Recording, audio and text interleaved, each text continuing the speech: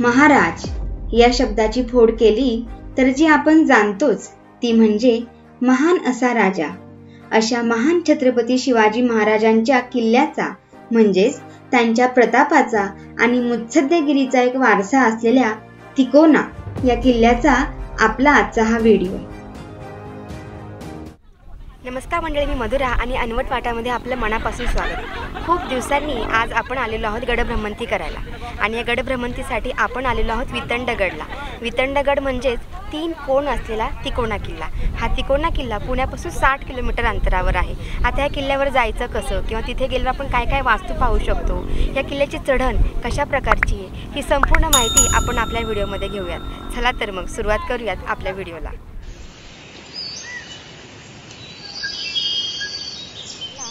मित्र हो, तिकोना किल्ल्याला जायला 2 मार्ग आहेत. एक लोणावळा मार्गे आणि एक पिरंगुट मार्गे. आपण पुण्यावरनं निघालो म्हणून जवळचा जो मार्ग आहे तो पिरंगुटचा आहे आणि त्याच रस्त्याने आता आपण निघालो आहे. रस्त्याला लागलो. हळूहळू शहरी भागातील इमारतींची संख्या कमी होऊ लागली आणि गर्द झाडी, शांत रस्ता, हिरवी शेत आणि नितळ निवांत तळ आणि त्यात मनमुरादपणे स्वैर संचार करणारे पक्षी पाहायला मिळाले.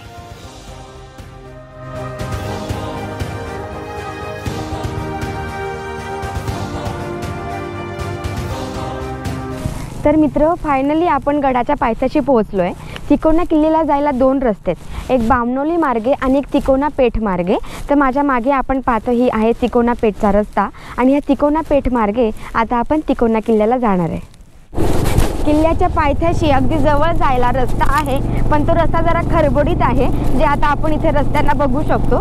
सो आपण ह्या रस्त्याने थोडं हळू जपून पायथ्याशी जाऊ शकतो आणि पुढे जर बघितलंय वरती तर आपल्या तिकोना किल्ल्याचं टोक जे आहे ते दिसतंय. हळूहळू किल्ला दृष्टिक्षेपात यायला लागला. त्यावर अविरतपणे फडकणारा भगवाही आता दिसू लागला होता आणि आता आपण पोहोचलोच याचा अंदाज आला.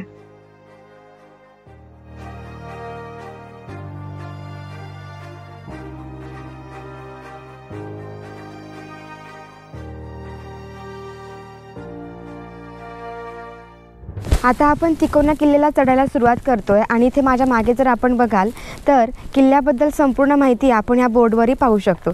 चला तर मग सुरुवात करूयात आपला गड चढायला.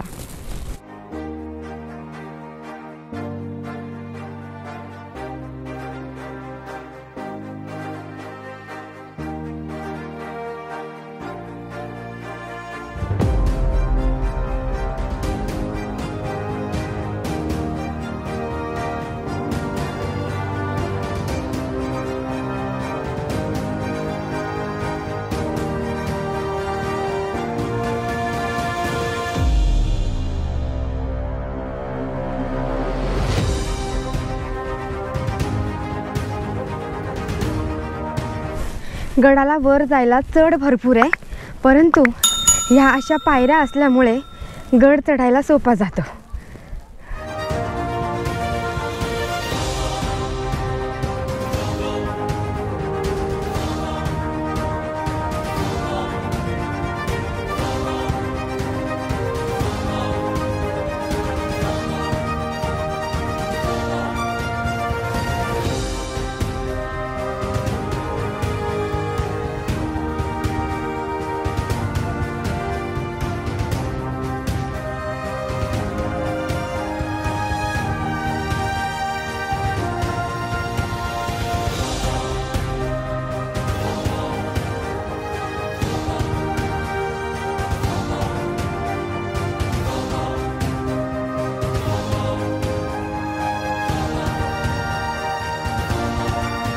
किल्ला तसा फार मोठा नाही आहे, पण कुठल्याही किल्ल्यावर चालताना खूप दम लागतो आणि इथल्या ज्या पायऱ्या आहेत त्या प्रचंड मोठ्या आहेत आणि गडावर जाताना जो चढ आहे त्याच्यावरच्या ज्या पायऱ्या आहेत त्या जरा खराब झाल्या आहेत. त्याच्यामुळे चालताना जपून चालायला पाहिजे आणि ग्रीपचे शूज असणं फार महत्त्वाचं.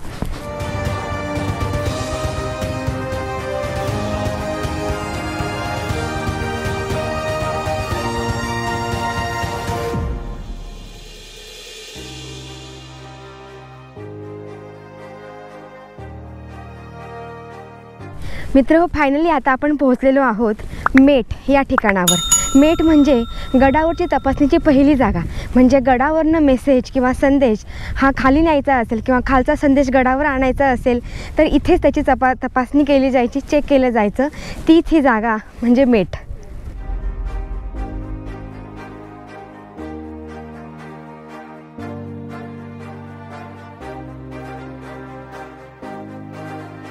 किल्ल्याचा पहिला टप्पा आता आपण पार केला आहे आणि किल्ल्याच्या वरती गेल्यावर 12 ठिकाणं आहेत जे आपण पाहणार आहोत.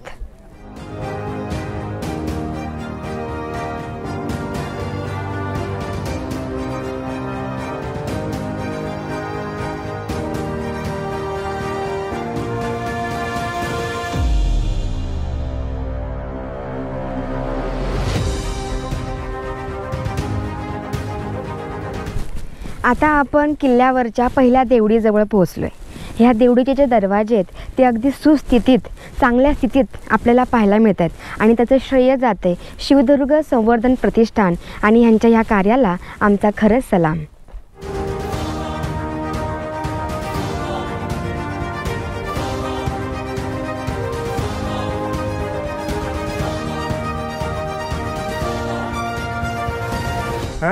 फर्स्ट ट्रेकिंग की नेहमी करतात ट्रेकिंग ते? ही येते नेहमी. हो का? हां, ह्यांचं फर्स्ट ट्रेकिंग. अच्छा. चल चल. हां, चला वाकून वाकून चला. हात लावून हात कसं लावायचा? हां, बॅलन्स नाही गेला पाहिजे, कसं नाही पाहिजे.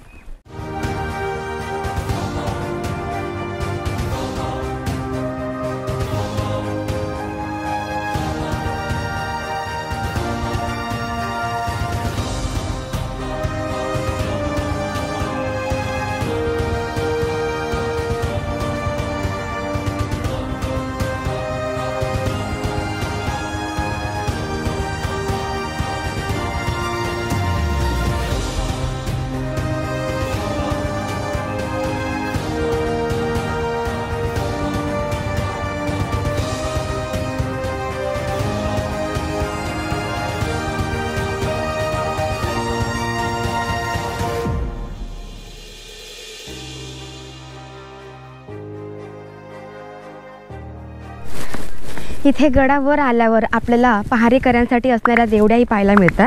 मात्र त्यांच्या फक्त अवशेषांवरून आपण हे ओळखू शकतो.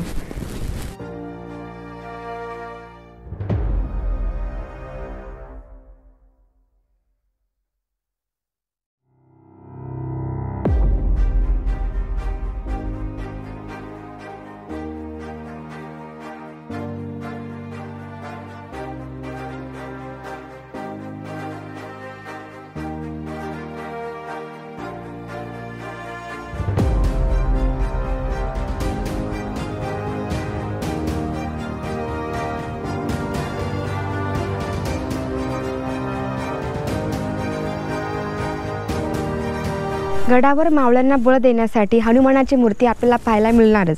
आणि तिकोना किल्ल्यावर इथे आपण चपेटदान मारुतीची मूर्ती जी आहे ती पाहू शकतो. आणि ही मूर्ती प्रचंड मोठी, म्हणजे जवळजवळ 9 ते 10 फूट उंच एवढी मूर्ती, जी आपण आत्तापर्यंत कुठल्याही गड किल्ल्यावर पाहिली नसेल.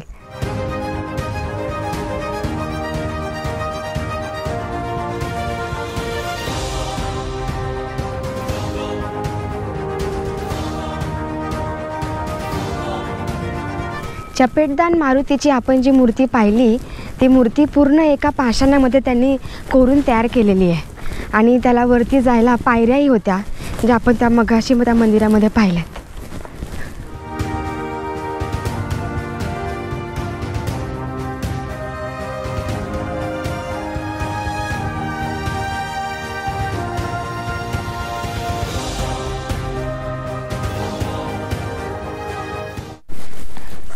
चपेटदान मारुतीनंतर पुढे आल्यावर 5 मिनिटाच्या अंतरावर इथे आपल्याला ऐतिहासिक असे जुने पुरातन वाड्यांचे अवशेषही पाहायला मिळतात.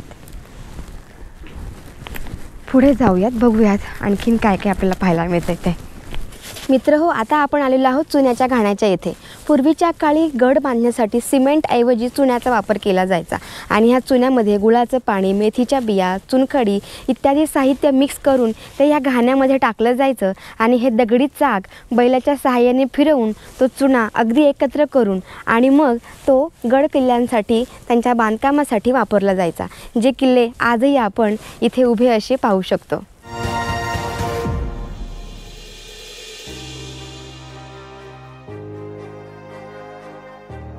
आपण बाले किल्ला चढायला सुरुवात करतोय. बाले किल्ल्याच्या ज्या पायऱ्या आहेत त्या प्रचंड उंच आहेत आणि एकदम अशा अंगावर येणाऱ्या उभ्या पायऱ्या आहेत, त्याच्यामुळे जपून चालायला हवं.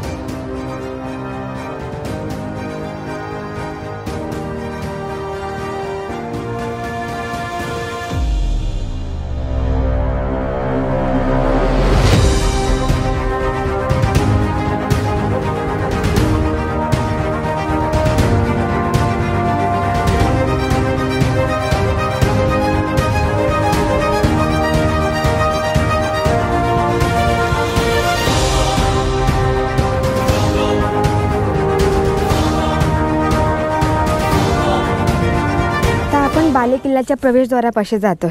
प्रवेशद्वारातनं आत गेलं की आपल्याला उजव्या हाताला एक पाण्याचं टाकं पाहायला मिळतं आणि आणखीन वरती उंच अशा पायऱ्या चढायच्या आहेत मुख्य बाले किल्ल्यामध्ये जायला.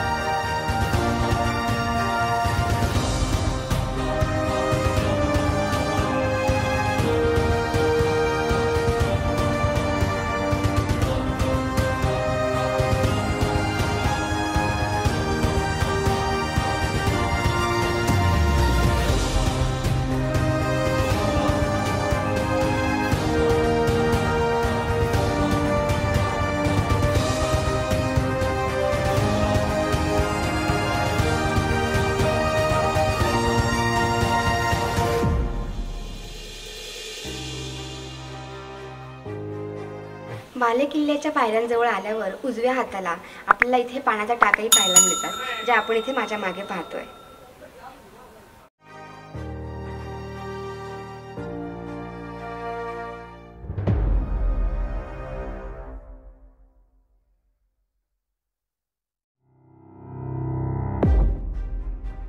गडावर आपल्याला त्र्यंबकेश्वर महादेवाचं एक छोटं मंदिर पाहायला मिळतं.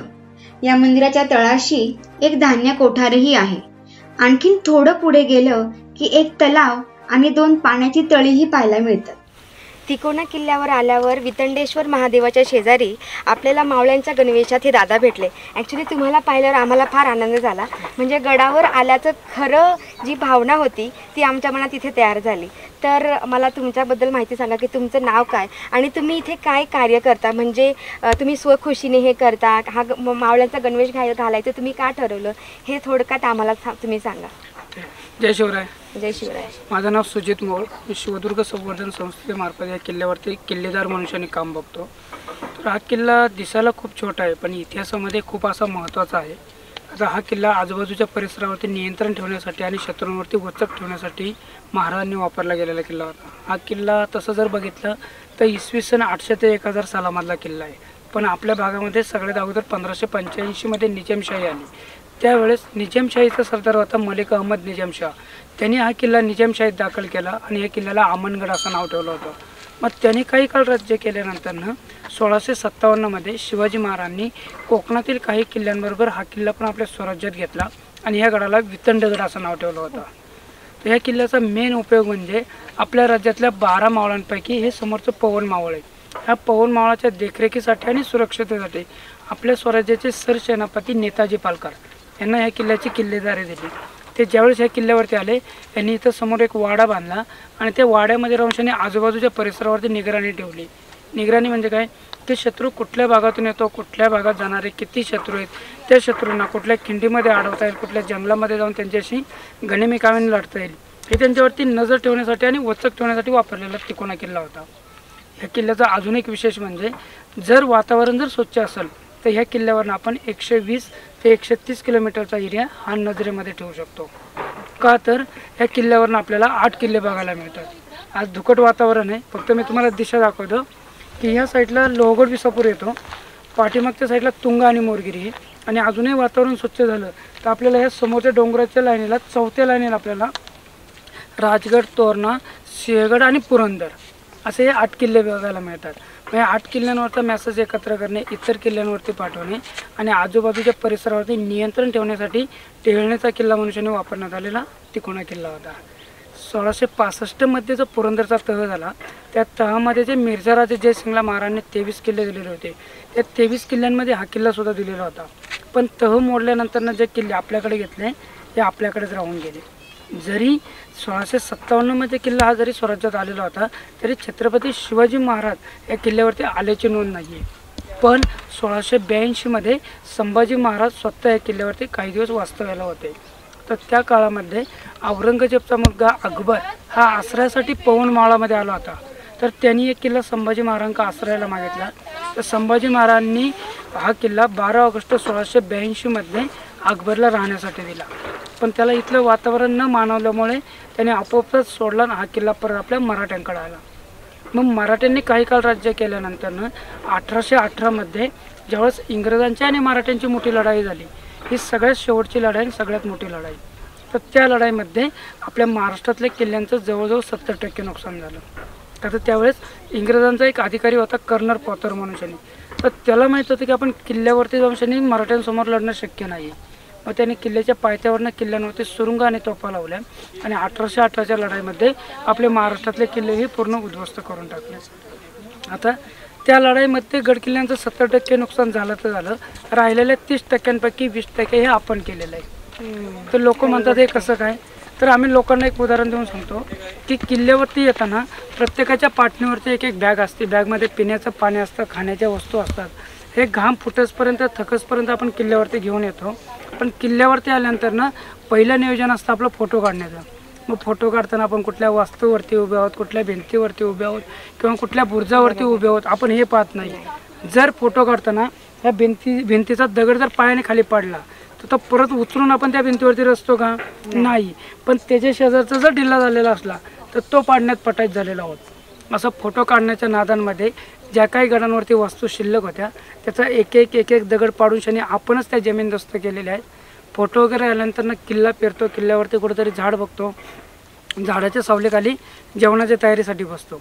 जे काय बॅगमधलं आणलेलं हे सगळं पुढं काढतो. पण जेवण झाल्यानंतर जी पाण्याची बाटली भरलेली 1 किलो वजन आपण घाम फुटसपर्यंत वरती आणलेलं असतं, पण तीच रिकाम्या क्रॅश करतो आणि किल्ल्यावरती फेकून देतो. प्लास्टिक, पत्रावळ्या, रॅपर्स हे जे काय आहे हे किल्ल्याच्या कुठेतरी कोपऱ्यामध्ये फेकतो आणि किल्ला उतरण्याच्या पाठीमागे लागतो. मग आम्ही एक पर्यटक लोकांना अशी विनंती करतो, जर येताना तुम्ही जर किल्ल्यावरती 1 किलो वजन आणू शकता तर रिकामं झालेलं 25 ग्राम खाली काय घेऊन जाऊ शकत नाही आहे. जर पाण्याच्या बाटलीच्या ऐवजी आपण घरनं स्टीलचा ग्लास आणला तर तो किल्ल्यावरती फेकणार आहे का, नाही. का तर आपल्याला माहिती आहे तो जर किल्ल्यावरती फेकला तर संध्याकाळी घरी जेवण मिळणार नाही. मग जशी आपण आपापल्या वस्तूंची काळजी घेतो तशी आपण गडकिल्ल्यांची काळजी घेतली पाहिजे. का तर ज्यांनी रक्ताचं पाणी करून शनी एवढे मोठे गडकिल्ले बांधले, इतिहास घडवला, असं आपण गडकिल्ले बांधू शकत नाही किंवा इतिहासही घडवू शकत नाही. पण आहे हे जतन करण्याचा प्रयत्न नक्कीच करू शकतो. ह्याच दृष्टिकोनातून आम्ही या किल्ल्यावरती संवर्धनाचं काम करतो आहे. तर माझी तुम्हाला सगळ्यांना एक विनंती आहे की आपणही कुठल्या गडकिल्ल्यांवरती गेलात तर आपल्याकडनं कुठला गैरप्रकार होणार नाही, गडावरती कचरा होणार नाही किंवा आपल्यामुळं गडाचं कुठलं नुकसान झालं नाही पाहिजे, एवढी सगळ्यांनी काळजी घ्यायची.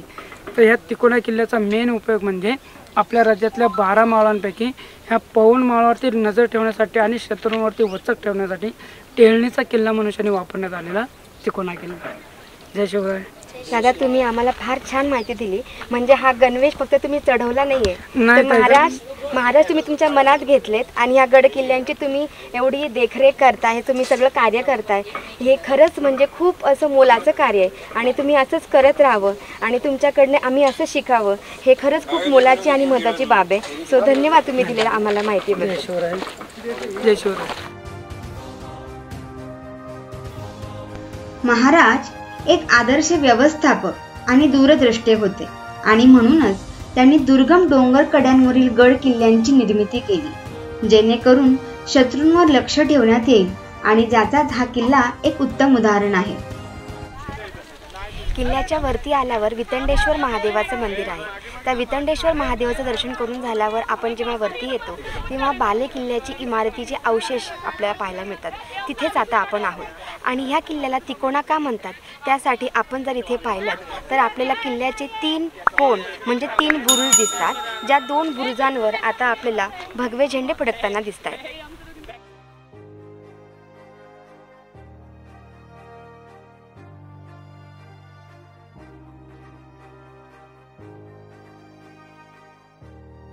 किल्ला तसा चढण्यासाठी सोप्या श्रेणीचा आहे आणि त्यामुळे किल्ला चढायला सुरुवात केल्यावर 2 ते 3 तासांतच आपण किल्ल्याच्या वर पोहोचतो. वर पोहोचल्यावर आणि किल्ल्याच्या आजूबाजूचा परिसर पाहिल्यावर हा परिसर किती निसर्गरम्य आहे याचा अंदाज येतो. किल्ल्याच्या एका बाजूला असलेला पवना जलाशय आणि दोन्ही बाजूला असलेले सह्याद्रीचे कडे आणि हिरवीगार शेत याने किल्ल्यावर पोहोचल्यावर सगळा क्षीण कमी होतो आणि मन प्रसन्न होतं.